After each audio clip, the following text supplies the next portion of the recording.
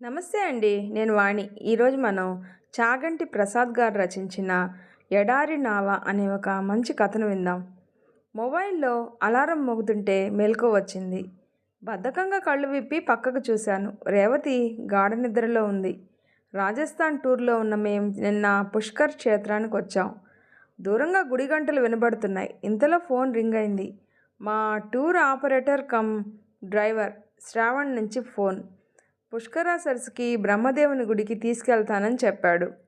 Time చూశాను, 7 దాటుతుంది. చూడాల్సినవి చాలా ఉన్నాయి. ఆలస్యం చేయకుండా తయారైతే మంచిదనుకుంటూ బాత్రూంకి వెళ్తూ రేవతిని నిద్రలేపాను. మరో గంటలో తయారై పుష్కర్ సరస్సుకు చేరాం. ఆ పుణ్య సరస్సుకు ఓ ప్రశాంతతను, ఓ పవిత్రతను ఆపాదించుకున్న నాకు అక్కడికి చేరగానే ఆశాభంగమే అయ్యింది. కొంతమంది దాని ఒడ్డున పితృదేవతలకి శ్రాద్ధ కర్మలు చేస్తున్నారు. పిండాలు వగైరా నీళ్ళల్లో వేసి అక్కడే స్నానాలు చేస్తున్నారు. మరికొంతమంది పూజ పేరుతో సరస్సులోకి పువ్వులు, పసుపు, కుంకుమ, రకరకాల ఆకులు, ప్లాస్టిక్ కవర్లతో సహితం విసిరేస్తున్నారు. నిర్మలంగా స్వచ్ఛంగా ఉండవలసిన సరస్సు కలుషితమై దుర్గంధభరితంగా ఉంది. ఆ కలుషిత జలంలోకి దిగి ఇంకొంతమంది సెల్ఫీలు దిగుతున్నారు. ఇంతలో ఒక పండ రేవతి దగ్గరకు వచ్చి పుష్కర సరస్సు ప్రాశస్త్యం గురించి చెప్పడం మొదలెట్టి, అమ్మా, ఈ పవిత్ర పుష్కరంలో 3 మునకలేసి ఆ గంగామాతకు పూజ చేసుకుంటే మీ దంపతులకు అఖండ ఆరోగ్యాలు సిద్ధిస్తాయి.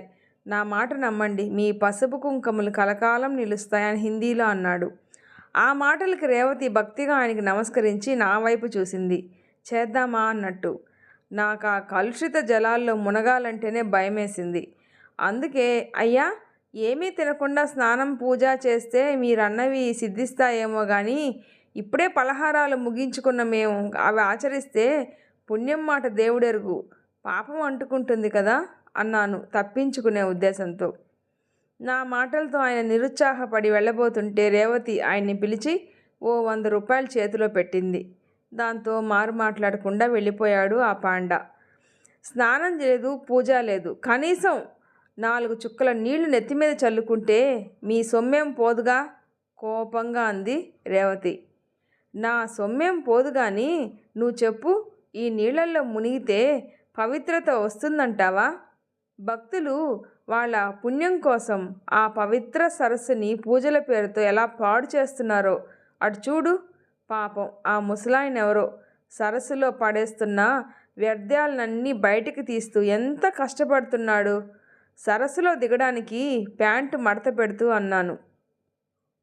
ఇంతలో మా డ్రైవరు, సాబ్, మీరు త్వరగా రాకపోతే దేవుడి దర్శనం చేసుకోలేరు, గుడి మూసేసే టైం అయింది అంటూ నా పనికి అడ్డుపడ్డాడు. మీ మొండితనం, మీ ధోరణి మీదే తప్ప నా మాట ఎప్పుడు విన్నారు కనుక రుసరుసలాడుతూ రేవతి సరస్సులో మునిగింది లేదు, పూజ చేసింది లేదు, కానీ కనీసం ఆ బ్రహ్మదేవుని దర్శనమైనా చేయించండి అంటూ గబగబా సరస్సులో నుంచి ఒక గ్లాస్తో నీళ్లు తెచ్చి కాసిన్ని తన నెత్తి మీద చల్లుకుని కొన్ని నా నెత్తి మీద కూడా చల్లింది. కాసిన్ని చిల్లర డబ్బులు ఆ సరస్సులో వేసి దండం పెట్టుకుంది. ఆమె మూఢభక్తికి, నమ్మకానికి నాలో నేను నవ్వుకున్నాను. అందరి తలరాతలు రాసే ఆ బ్రహ్మదేవుడు ప్రతి ఊర్లో తనకు గుడి కట్టి తనని కూడా పూజించమని అందరి నుదుట ఎందుకు రాయలేదో ఆయన దర్శనం కోసం గుడిలోకి ప్రవేశిస్తుంటే నాకు అనిపించింది. అందుకనే ఇక్కడున్న ఈ ఒక్క గుడికే ఇంత ప్రాశస్త్యం అనుకున్నా మనసులో. రేవతి ముకుళిత హస్తాలతో భక్తిగా దండం పెట్టుకుంటూ, తండ్రి, మా సంగతి మాకన్నా నీకే బాగా తెలుసు.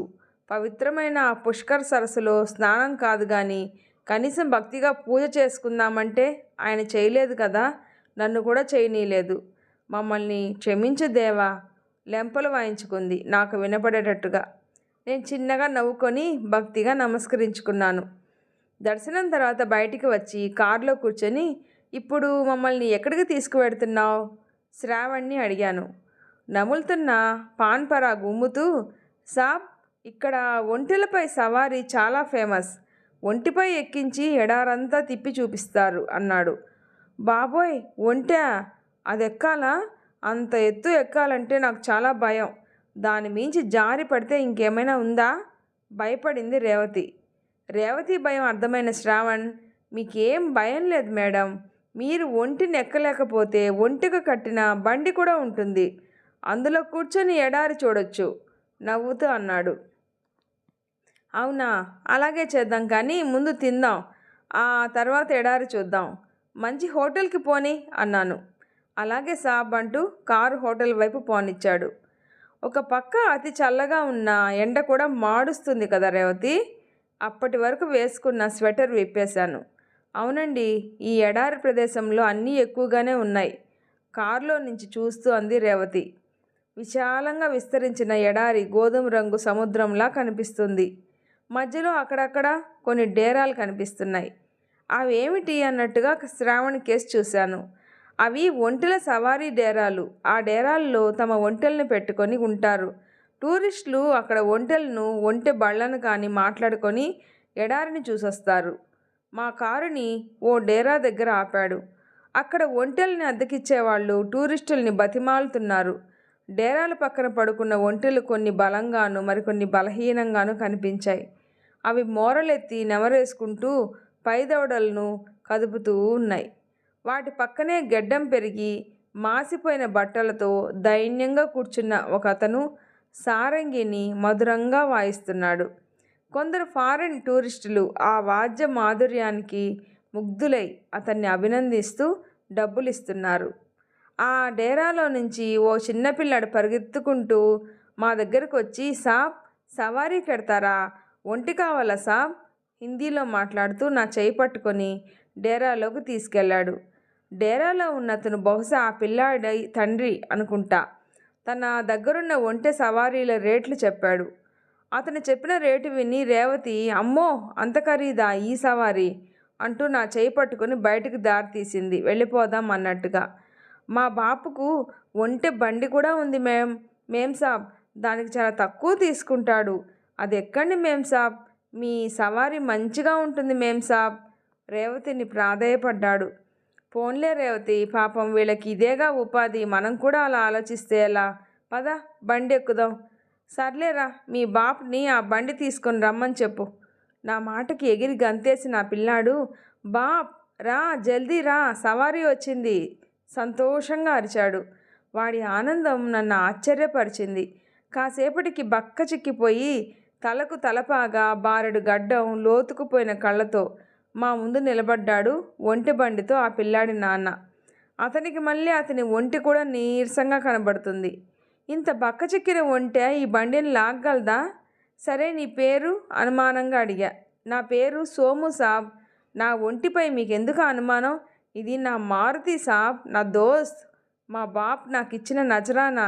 నాకు ఇదే సాబ్ రోజు అన్నం పెట్టేది, నాతో పాటే పెరిగింది, నా వయసే ఉంటుంది, నాలాగే ఓపిక కూడా ఎక్కువ. ఈ ఎడారి దానికి కొట్టిన పిండి సాబ్, ఎంత దూరమైనా చక్కగా తీసుకెడుతుంది అంటూ దాని మూపురాన్ని ఆప్యాయంగా తడిమాడు. అప్రయత్నంగా నా చూపు ఆ ఒంటిపై పడింది.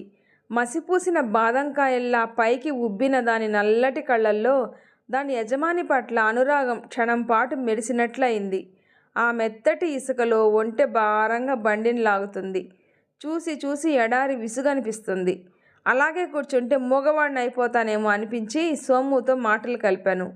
ఇక్కడికి టూరిస్టులు రోజు వస్తారా? ఏడాది పొడుగునా రద్దీ ఇలాగే ఉంటుందా? ఆదాయం సరిపడా ఉంటుందా? ఇప్పుడిప్పుడే సీజన్ మొదలైంది సాబ్, సంవత్సరంలో కొన్ని నెలలే మాకు గిరాకీ సాబ్, ఇక ఆదాయం అంటారా? విరక్తిగా నవ్వి, నన్ను నా ఒంటెను చూస్తే తెలియడం లేదా సాబ్, రెక్కాడితే కానీ డొక్కాడని బతుకులు, ఈరోజు గడిస్తే చాలనుకునే మాకు సరిపడా ఆదాయం అంటే మనిషికి 4 రోటీలు, నా ఒంటికి కాస్త దాణ, అంతకన్నా ఇంకేం ఆశించలేను సాబ్. అతని దైన్యానికి ఇంకేం మాట్లాడాలో తోచలేదు. కాసేపటికి సోము నా మాస్కును చూసి, కరోనా భయమా సాబ్, నవ్వుతూ అన్నాడు. అవును, మన జాగ్రత్తలో మనం ఉంటే మంచిది కదా, మరి నీకు లేదా ప్రశ్నించాను. సాబ్, మాకు ఆ భయం ఎప్పుడూ లేదు. కరోనా వస్తే పూట గడవదేమోనన్న భయం తప్ప. కరోనా సమయంలో టూరిస్టులు రాక, ఆదాయం లేక పడిన ఇబ్బంది తలుచుకుంటేనే భయం వేస్తుంది. ఈ వేడి ప్రదేశంలో కాయ కష్టం చేసే మమ్మల్ని చూస్తే అంటురోగాలు ఆమడ దూరం పోతాయి. అసలే అంతంత మాత్రంగా వైద్య సదుపాయాలుండే ఈ ప్రాంతంలో ఒకవేళ ఆ మహమ్మారి వస్తే ఎప్పుడూ అందరం పోయేవాళ్ళం, అందుకే మా జోలికి రాలేదు నవ్వాడు.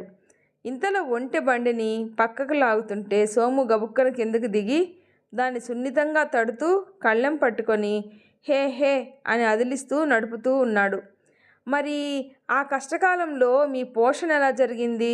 ఏం చెప్పమంటారు సాబ్ మా కష్టాలు. ఒంటెలు తిండి నీరు లేకుండా 4 నుంచి 5 నెలల వరకు ఉండగలవు.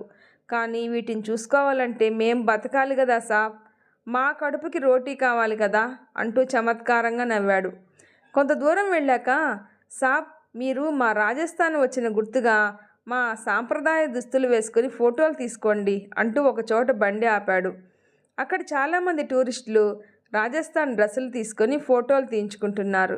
నేను రేవతి ఆ దుస్తులు వేసుకొని ఫోటో తీయించుకున్నాం. ఇంకో పక్కన ఇసుక గుట్టల మీద జీపు రైడ్స్ చేస్తున్నారు కొంతమంది. ఈ జీపులు వచ్చాక మా ఒంటెలకు ఒంటి బండికి గిరాకీ తగ్గింది సాబ్. సరైన ఆదాయం లేక ఒంటెల్ని పోషించలేక వాటిని కబేళాకు తోలేస్తున్నారు మాలో కొందరు. మీకు తెలుసో తెలియదో ఒంటె మాంసానికి గల్ఫ్ దేశాల్లో చాలా డిమాండ్ ఉంది సాబ్ నిర్వేదంగా అన్నాడు.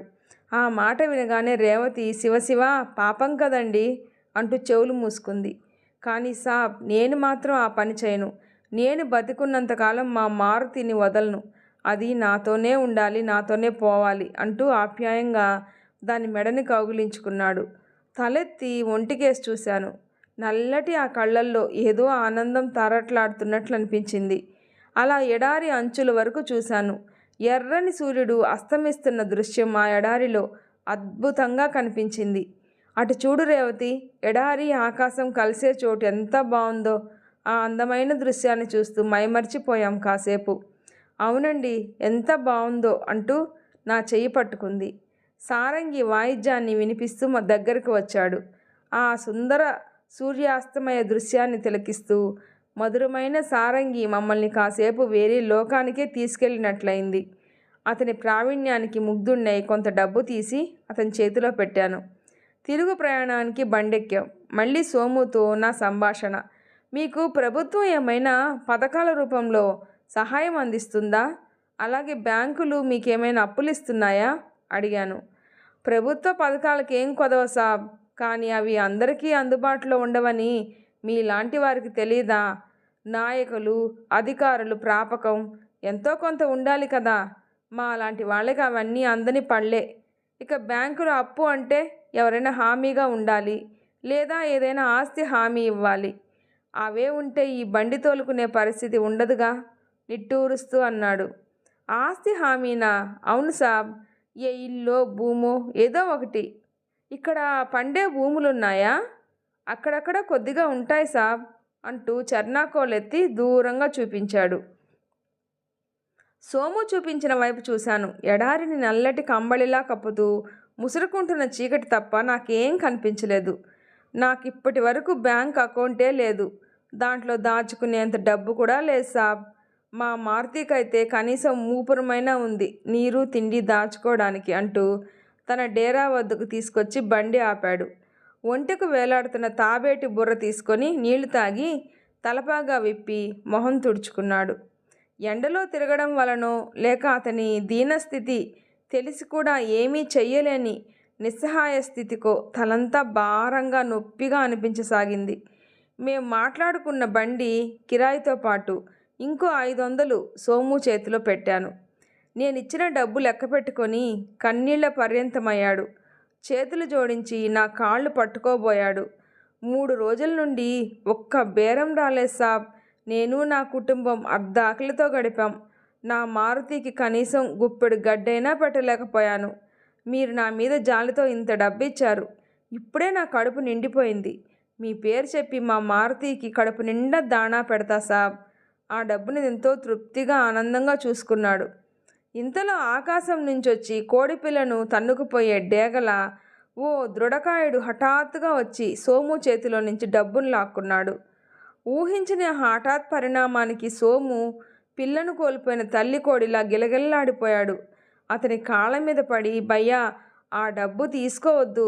3 రోజుల నుంచి తిండి లేదు, నా మారుతికి దాణా లేదు, నా భార్యకు ఆరోగ్యం బాగలేదు, డాక్టర్కు చూపించుకోవడానికి కూడా పైసలు లేవు, కాస్త దయ చూపించు భయ్యా. ఒక్క 4 రోజుల్లో నీ పైసలు నీకు ఇచ్చేస్తావయ్యా. భయ్యా అతని కాళ్ళను పట్టుకొని బతిమలాడుతూనే ఉన్నాడు. చెల్ బే, ఈ సాకులు ఎన్నాళ్ళు చెప్తావు? ఇన్నాళ్ళు జాలిపడి నా అప్పు తీర్చడానికి ఎంతో టైం ఇచ్చాను. ఎప్పటికప్పుడు ఎదవ సాకులు చెప్తున్నావు, కానీ నా అప్పు మాత్రం తీర్చలేదు. ఇన్నాళ్లకు నా డబ్బు నా చేతికొచ్చింది అంటూ వడివడిగా అడుగులు వేసుకుంటూ వెళ్ళిపోయాడు. మొదలు నరికిన చెట్టులా కూలిపోయాడు సోము. దుఃఖంతో కుమిలిపోతున్న అతడిని నిస్సహాయంగా చూస్తూ ఉండిపోయాను. రేవతి మాత్రం ఓ 500 తీసి సోము చేతిలో పెట్టింది. వద్దు మేం సాబ్, ఇప్పటికే మీరు ఇవ్వాల్సిన దానికన్నా ఎక్కువే ఇచ్చారు. మీరు ఎంత డబ్బిచ్చినా మా పరిస్థితుల్లో ఏ మాత్రం మార్పు రాదు. మా బతుకులు ఇంతే. ఇక మీ దగ్గర నుంచి నేను ఏ మాత్రం డబ్బు తీసుకోలేను. ఏడుస్తూనే డబ్బును తీసుకోవడానికి నిరాకరించాడు సోము. నీ మీద జాలితో నేను ఈ డబ్బు ఇవ్వడం లేదు, కృతజ్ఞతాభావంతో ఇస్తున్నాను. మాకు ఎడారిని చూపించి క్షేమంగా తీసుకొచ్చావు. మాకు ఒక మధురమైన జ్ఞాపకాన్ని మిగిల్చావు. అందుకే సంతోషంగా ఇస్తున్నాను, తీసుకో అంటూ బలవంతాన అతని చేతిలో పెట్టింది. బహుత్ శుక్రియా మేం సాబ్.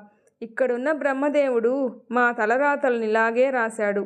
ఇప్పటి వరకు ఎవరు ఆ రాతలను మార్చడానికి ప్రయత్నించలేదు. కానీ దుఃఖంతో అతని గొంతు పూడుకుపోయింది. మాటలు రాక చేతులు జోడించాడు. కళ్ళు చెమర్చాయి. సోము, నీ మారుతిని మార్చి మార్చి చూశాను. మారుతి కళ్ళ నిండా తన యజమాని పట్ల ఆరాధనాభావం నిండినట్లే కనిపించింది. బ్రహ్మదేవుని గుడిలో హారతి సమయం కామోసు. గంటలు మోగుతున్నాయి. ఎక్కడో దూరాన కూర్చున్నావు. ఇక్కడ మా తలరాతలు రాస్తున్నావు. చిత్రమైన గారడీ చేస్తున్నావు. తమాషా చూస్తున్నావు. ఒక కవిగారు రాసిన పాట గుర్తుకొచ్చింది. మోరలెత్తి పైకి చూస్తూ నడుస్తున్న ఎడారి నావను చూస్తూ భారంగా ముందుకు కదిలాం. ఈ స్టోరీ మీకు నచ్చినట్లయితే ప్లీజ్ లైక్ చేసి షేర్ చేయండి, సబ్స్క్రైబ్ చేసుకోండి. స్టోరీ అలా తప్పకుండా కామెంట్ చేయండి. Thanks for listening.